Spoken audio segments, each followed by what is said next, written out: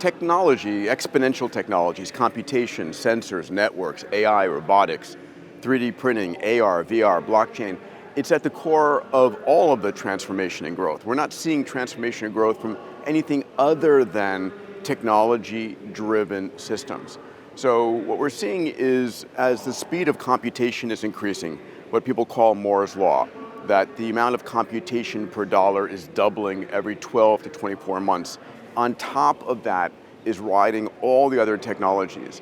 And it's not that any single technology is changing our world, it's the convergence of 2, 3, or 4 of these that are coming in and reinventing how we do everything we do, right? So Uber and Airbnb, everything that's going on your smartphone, it's the convergence of a number of these.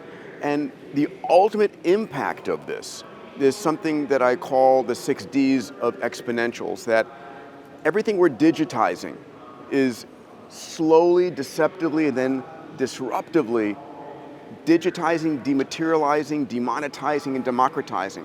Things we used to pay a huge amount of money for is now becoming available effectively for free. Think about FaceTime to people overseas. It's free to do video conferencing. Think about access to information, access to AI. And so this is uplifting everybody, but it's transforming every single industry. It is happening fast. In fact, it's happening faster and faster. This technology is accelerating in speed, and it's difficult to keep up with it. The most important thing is to educate ourselves. Our brains, the way we think, we have 100 billion neurons, 100 trillion synaptic connections. Our brains evolved for a very different day and age. We evolved over the last 100,000 years in a world that was very local and linear. Nothing changed generation to generation. Today we're living in this exponential world, and the only way that I know is for the leaders of an organization to be constantly upgrading their thinking, to be constantly learning, to be experimenting, to be sort of riding on the top of this tsunami of change instead of being crushed by it. So education and experimentation. It's partnering with organizations, with entrepreneurial organizations, and working with them instead of trying to build it yourself. This is the only way I know how to sort of survive and thrive during these exponential times.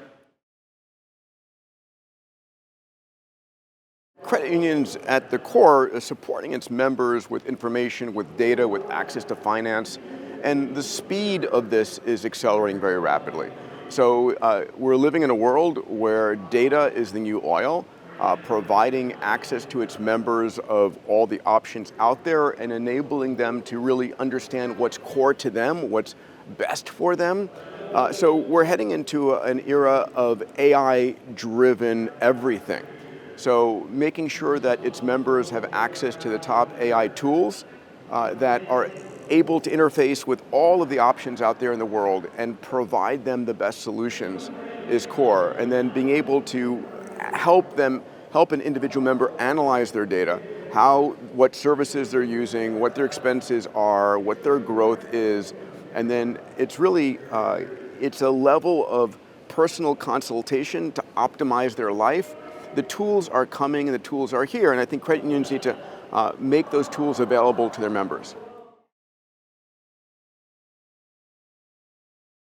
Technologies are actually improving the state of life. What we've seen over the last couple of decades, in fact, over the last couple hundred years, is continuous increasing in abundance. What does that mean? We're moving people out of extreme poverty into the middle class, and from the middle class into the upper class. We're seeing the rate of illiteracy drop through the floor, maternal mortality rates dropping, childhood mortality rates dropping, access to the internet globally, access to electricity, human life expectancy globally increasing.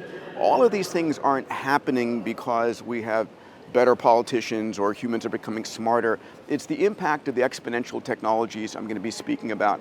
The other thing I'm going to talk about is really how AI and robotics and 3D printing and AR and VR and blockchain are reinventing our lives. And I think people fear the future because they don't understand what's coming.